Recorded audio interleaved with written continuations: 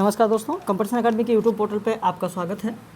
आप लोग की पढ़ाई कैसी चल रही है ज़रूर बताएं। बाकी जो हमारे पेड मेंबर्स हैं वो तो लगातार टेस्ट सीरीज़ दे रहे हैं, लगातार पढ़ाई कर रहे हैं। इसी तरीके से आप लोग भी मेहनत करते रहिए, आगे बढ़ते रहिए। और आज हम लोग जैसा कि जानते हैं कि हमेशा हर दूसरे दिन चौथे दिन आप लोगों को महत्वपूर्ण प्रश्नोत्तरी मिलती है जो वीडियो पब्लिक किया जाता है। तो चलिए, assistant professor UGC net JRF TGT PGT के लिए महत्वपूर्ण ये प्रश्नोत्तरी है, इसे आप देखिए और अपनी तैयारी का मूल्यांकन जरूर करें। इन प्रश्नों को जरूर देखें, अंत में कमेंट जरूर करें और बताएं कि अगर इन प्रश्नों को आप करते हैं तो कितने प्रश्न आपके सही होते हैं। बहुत सारे मेंबर हमारे व्हाट्सएप पे अभी भी लगातार मैसेज कर रहे हैं, लोगों का लगातार एडमिशन हो रहा है नए बैच के लिए जो 14 मार्च से रविवार से प्रारंभ है। यदि आप भी हमारे साथ नए बैच में जुड़ना चाहते हैं तो क्या फ़ीस होगी, क्या आपको मैटर मिलेगा, किस तरीके का कोर्स कराया जाएगा, पूरी जानकारी के लिए आप नीचे दिए गए नंबर पर फ़ोन करके या व्हाट्सएप करके सारी जानकारी ले सकते हैं। 14 मार्च से चौथा नया बैच शुरू हो रहा है। तो चलिए शुरू करते हैं। लेकिन जिनका एडमिशन नहीं हो गया वो ध्यान दें, जल्द से जल्द आप एडमिशन करा लें। जो नए लोग आप लोग हैं वो चैनल को सब्सक्राइब कर लें ताकि जब भी वीडियो पब्लिक किया जाए आप तक नोटिफिकेशन ज़रूर पहुँचे। तो चलिए शुरू करते हैं। प्रश्न कैसे रहेंगे ये देखें आप। हरिशंकर परसाई की रचना ठिठुरता हुआ गणतंत्र में सूर्य किसका प्रतीक है? बहुत ही महत्वपूर्ण प्रश्न है। सूर्य समाजवाद का प्रतीक है या भ्रष्टाचार का प्रतीक है, राजनीति का प्रतीक है, राष्ट्रीय त्यौहार का प्रतीक है? तो यहाँ पर ठिठुरता हुआ गणतंत्र में सूर्य समाजवाद का प्रतीक है। आपका उत्तर हो जाएगा ए, समाजवाद। हरिशंकर परसाई की रचनाओं के बारे में असत्य विकल्प कौन सा होगा? इंस्पेक्टर मातादीन चांद पर प्रशासनिक व्यंग्य पर आधारित है। भोलाराम का जीव कार्यालयी भ्रष्टाचार और प्रशासन पर आधारित व्यंग्य है। वैष्णव की फिसलन धर्म में व्याप्त भ्रष्टाचार पर व्यंग्य है। सदाचार की ताबीज टोना टोटका पर आधारित व्यंग्य है। आपका उत्तर होगा डी, सदाचार की ताबीज आर्थिक क्षेत्र में फैले भ्रष्टाचार पर व्यंग्य है, ना कि टोना टोटका पर आधारित व्यंग्य है। देखिए यहाँ पर जितने तथ्य आपको दिए जा रहे हैं बहुत ही महत्वपूर्ण तथ्य हैं और ऐसे तथ्य जो लगभग हर परीक्षाओं में यहाँ से प्रश्न बनता है। आपने देखा, चाहे इंस्पेक्टर मातादीन चांद पर हो, भोलाराम का जीव हो, वैष्णव की फिसलन हो, सदाचार की ताबीज हो, इन सबसे खूब प्रश्न पूछे जाते हैं।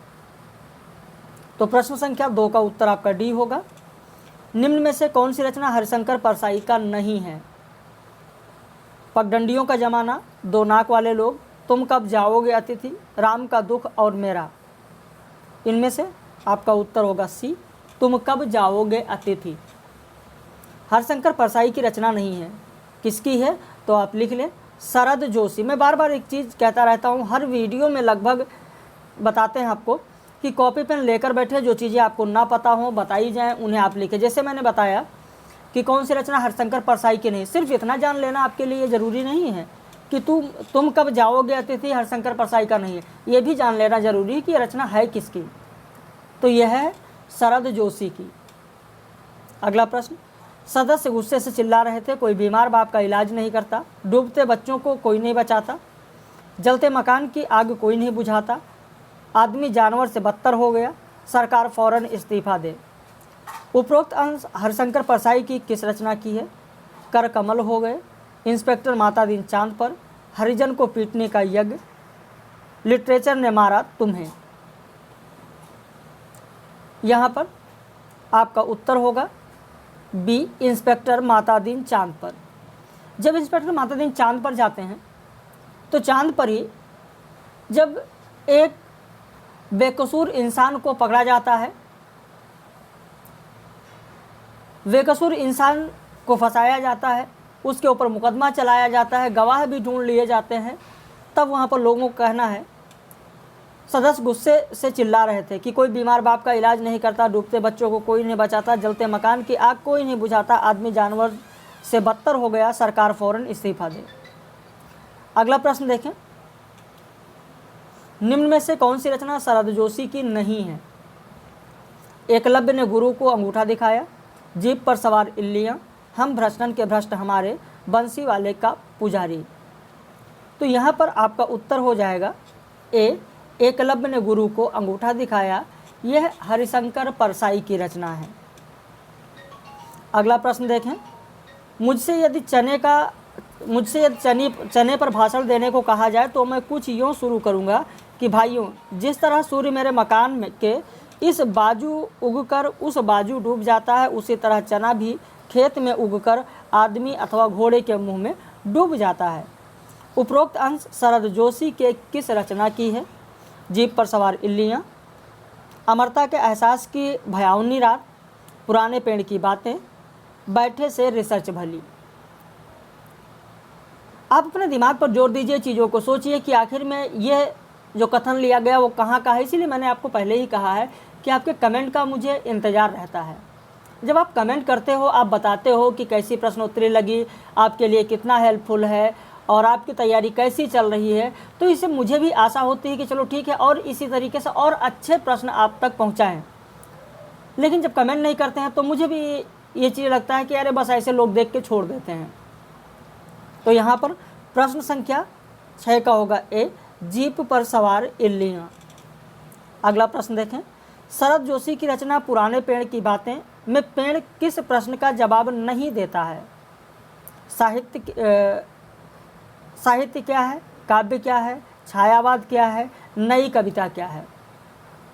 तो यहाँ पर होगा डी, नई कविता क्या है। बाकी साहित्य क्या है इसका जवाब दे रहा है पेड़, काव्य क्या है इसका भी जवाब देता है, छायावाद क्या है इसका भी जवाब देता है, लेकिन नई कविता क्या है यहाँ पर आपका उत्तर होगा। अगला प्रश्न, निम्न में से श्याम नारायण पांडे की रचना कौन सी नहीं है? हल्दी घाटी, जौहर, तुमुल, निशाचर। आपका उत्तर होगा डी, निशाचर श्याम नारायण पांडे की रचना नहीं है। किसकी है? तो भीष्म साहनी की, भीष्म साहनी। अगला देखें, श्याम नारायण पांडे की रचना त्रेता के दो वीर का परिवर्धित संस्करण कौन सा है? तुमुल, रूपांतर, आरती, जय हनुमान। त्रेता के दो वीर का रूपांतरित परिवर्धित संस्करण है तुमुल। अगला प्रश्न देखें, निम्न में से असत्य विकल्प कौन सा है?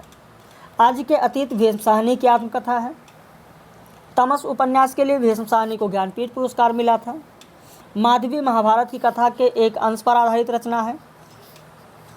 मुआवजे सांप्रदायिक दंगों की पृष्ठभूमि को आधार बनाकर लिखा गया है। अब इनमें से कौन सा गलत होगा? असत्य विकल्प कौन सा होगा? देखिए, जब तक आप विस्तृत नहीं पढ़ेंगे चीज़ों को तब तक आप प्रश्नों के सही उत्तर नहीं कर पाएंगे। जो भी हमारे मेंबर्स हैं जिनका एडमिशन अभी आज सुबह हुआ है, जिनका एडमिशन कल हुआ है, जैसे ध्यान दें, चंदा ठाकुर हैं, रूबी मौर्य हैं, दिनेश हैं, ममता हैं, सुलोचना हैं, रोहित हैं, ये लोग ध्यान दें।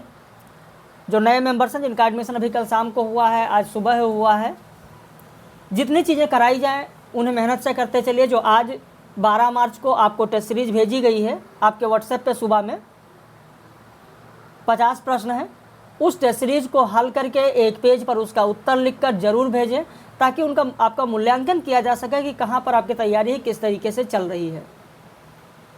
बाकी लेक्चर अभी 2:30 बजे आप लोगों को मिल जाएगा।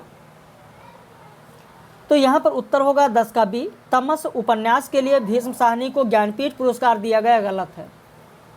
ज्ञानपीठ नहीं बल्कि साहित्य अकादमी पुरस्कार मिला है 1975 में। 1975 में साहित्य अकादमी पुरस्कार मिला है। प्रश्न संख्या 11, निम्न में से भीष्म साहनी की रचना पर आधारित असत्य विकल्प कौन सा है? हानूस रचना चेकोस्लोवाकिया की पृष्ठभूमि पर लिखा गया है। बसंती रचना महानगरीय जीवन की खोखली चमक दमक पर आधारित है। झरोखे रचना उच्च वर्गीय लोगों के ऐश्वर्यपूर्ण जीवन पर आधारित है। कणिया रचना पुरुष प्रधान समाज में स्त्री के हिस्से आने वाली पीड़ाओं और अत्याचारों का अंकन है। अब इनमें से असत्य विकल्प कौन सा है? आपने चारों विकल्प देख लिया। यहाँ पर उत्तर हो जाएगा आपका सी, झरोखे रचना उच्च वर्गीय नहीं बल्कि निम्न मध्य वर्गीय परिवार की दुख पीड़ाओं का अंकन है, ऐश्वर्यपूर्ण जीवन का नहीं है। झरोखे में निम्न मध्य वर्गीय परिवार की दुख पीड़ाओं का अंकन है। प्रश्न संख्या 12 देखें, निम्न में से कौन सी रचना भीष्म साहनी की नहीं है? मायादास की माड़ी, कुंती, कबीरा खड़ा बाजार में, आत्मा की पवित्रता। अब आपको पता होगा कई बार प्रश्न भी पूछा गया है आत्मा की पवित्रता, नरेंद्र कोहली की रचना है, बहुत ही महत्वपूर्ण है, कई बार पूछा गया। तो जो पूछे गए प्रश्न हैं कम से कम उन्हें तो आप लोग ना गलत करें। प्रश्न संख्या 13, सुमित्रानंद पंत ने उपेंद्र नाथ अस्क की किस रचना को एक गीत उपन्यास की संज्ञा दी है? विकल्प है सितारों के खेल, बड़ी बड़ी आंखें, गिरती दीवार, गर्म राख। आपका उत्तर होगा बी, बड़ी बड़ी आंखें। अब देखिए यहाँ पर जो ये पूछा जाता है कि प्रकाशन वर्ष के अनुसार निम्न रचनाओं का सही क्रम कौन सा होगा, तो इसलिए जहाँ जहाँ महत्वपूर्ण है वह प्रकाशन वर्ष भी आगे आप देखिए हम खुद लिख देते हैं, ताकि एक प्रश्न से आपके उसके सहारे और भी प्रश्न सही हो जाएं। तो इस तरीके से प्रश्न बनाने की हम कोशिश करते हैं कि आपके और भी प्रश्न सही हों, तो इन पर जरूर आप लोग ध्यान दिया करें। प्रश्न संख्या 14 देखें, रविंद्रनाथ त्यागी के हास्य व्यंग लेखन पर निम्न कथन किसका है?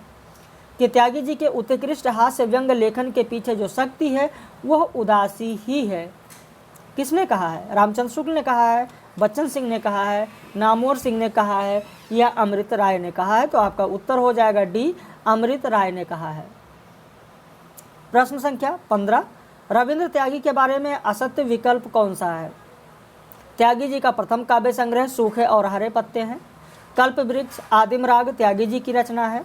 रघुपति सहाय फिराक ने सूखे और हरे पत्ते के लिए कहा कि इन कविताओं में नई जमीन तोड़ी गई है और नए ढंग से तोड़ी गई है, जैसे हिटमैन ने लीव्स ऑफ ग्राम्स में किया था। सलीब से नाव तक काव्य संग्रह त्यागी जी का दूसरा संग्रह है। अब यहाँ पर आपका उत्तर होगा डी, क्योंकि सलीब से नाव तक काव्य संग्रह त्यागी जी का दूसरा नहीं बल्कि पांचवा काव्य संग्रह है। पांचवा काव्य संग्रह, ध्यान दीजिएगा। इनका पहला काव्य संग्रह मैंने आपको बताया सूखे और हरे पत्ते है, आप लिखना चाहें तो लिख लें। दूसरा है कल्प वृक्ष, तीसरा है आदिम राग, और चौथा है आखिरकार, और पांचवा है सलीब से नाव तक। छठा है अंतिम बसंत, सातवां है कृष्ण पक्ष की पूर्णिमा। तो ये आप देखेंगे तो प्रकाशन वर्ष के अनुसार भी इसको आप सही सुमेलित कर सकते हैं। जैसे पहला सूखे और हरे पत्ते, दूसरा कल्प वृक्ष, तीसरा आदिम राग, चौथा आखिरकार, मैंने अभी बताया इसमें आखिरकार नहीं लिखा हुआ है, चौथा काव्य संग्रह आखिरकार, पांचवा काव्य संग्रह सलीब से नाव तक, छठा काव्य संग्रह अंतिम बसंत, सातवां कृष्ण पक्ष की पूर्णिमा। चलिए आगे बढ़ते हैं। प्रश्न संख्या 16, निम्न में से असत्य विकल्प कौन सा है? मेरे समय के शब्द केदारनाथ सिंह की रचना है। कविता संग्रह अकाल में सारस के लिए केदारनाथ सिंह को साहित्य अकादमी पुरस्कार मिला। हिंदी भूला जानी संस्करण केदारनाथ सिंह की रचना है। जमुन जल तुम सबसे महत्वपूर्ण रचना केदारनाथ सिंह की है। तो इनमें से असत्य विकल्प कौन सा होगा? अब आप शब्दों पर अगर नहीं ध्यान देंगे हमारे टेस्ट सीरीज में तो जाहिर सी बात है कि आपके प्रश्न गलत होंगे। जमुन जल तुम, यह विकल्प गलत है, क्योंकि जमुन जल तुम केदारनाथ सिंह नहीं बल्कि केदारनाथ अग्रवाल की रचना है। किसकी रचना है? केदारनाथ अग्रवाल की रचना है जमुन जल तुम। तो प्रश्न संख्या 16 का उत्तर डी होगा। 17 देखें, निम्न में से असत्य विकल्प कौन सा है? बहता पानी निर्मल यात्रा वृत्तांत अज्ञे जी का है। कल भात आएगा सर्वेश्वर दयाल सक्सेना की रचना है। चित्रलेखा अमृतलाल नागर की रचना है। वयम रक्षाम चतुर्सेन शास्त्री की रचना है। तो यहाँ पर आपका असत्य विकल्प कौन सा होगा? सी होगा, क्योंकि चित्रलेखा अमृतलाल नागर की रचना नहीं भगवती चरण वर्मा की रचना है। आपने लिख लिया भगवती चरण वर्मा। अगला प्रश्न देखें, सखा प्यारे कृष्ण के गुलाम राधा रानी के प्रमुख पंक्तियां किसकी हैं? बिहारी, भारतेंदु, सूरदास, मीराबाई। तो आपका उत्तर हो जाएगा बी, भारतेंदु। अगला प्रश्न देखें, निम्न में से कौन सा सुमेलित नहीं है? 8 मास बीते जजमान अब तो करो दक्षिणादान प्रताप नारायण मिश्र। सब धन लिए जात अंग्रेज हम केवल लेक्चर के तेज बद्रीनारायण चौधरी। निज भाषा उन्नत आहे सब उन्नत कैमूल भारतेंद्र हरिश्चंद्र। तुम्हारी अन्नदाता भारत के सचमुच बैलराज महाराज महावीर प्रसाद द्विवेदी का। तो यहाँ पर आपका उत्तर होगा बी सुमेलित नहीं है, क्योंकि सब धन लिए जात अंग्रेज केवल हम लेक्चर के तेज। बद्री नारायण चौधरी का नहीं है, प्रताप नारायण मिश्र की पंक्ति है। आप लिख लें प्रताप नारायण मिश्र, बाकी सब सुमेलित हैं। सरस्वती पत्रिका के बारे में निम्न कथन किसका है कि मेरे बाल्यकाल के अतिरिक्त ज्ञान की एकमात्र साधिका सरस्वती पत्रिका है। किसने कहा है? वृंदावन लाल वर्मा, बाबू गुलाब राय, राहुल सांकेतन, हजारी प्रसाद द्विवेदी। तो आपका उत्तर हो जाएगा बी बाबू गुलाब राय। यदि आप हमारे चैनल पर नए हैं तो चैनल को सब्सक्राइब कर लीजिए, वीडियो अच्छा लगा हो तो वीडियो को लाइक कर लीजिए और अपना कमेंट देना बिल्कुल भी ना भूलें आप, क्योंकि आपके कमेंट आने से मुझे इस चीज़ का पता चलता है कि आप वीडियो लगातार देख रहे हैं, प्रश्न आपके लिए अच्छे हैं, और अगर अच्छे हैं आपके लिए तो ज़रूर बताएं ताकि और इससे भी अच्छे प्रश्न देने की आपको कोशिश करें। 14 मार्च से हमारा चौथा नया बैच प्रारंभ हो रहा है, उसके लिए लगातार एडमिशन जारी है। जो हमारे नए मेंबर्स हैं ध्यान दें, जिनका एडमिशन अभी कल शाम में हुआ है, आज सुबह में हुआ, जैसे चंदा ठाकुर है, रूबी मौर्य है, निशांत ममता है,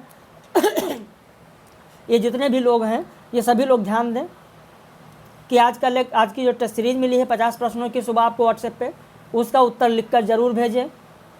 और अभी 2:30 बजे तक आपको वीडियो लेक्चर मिलेगा, रात में 9 बजे लाइव क्लास होगी। तो आप भी मेहनत करिए, आगे बढ़िए, कोई समस्या हो तो आप लोग ज़रूर बताएं।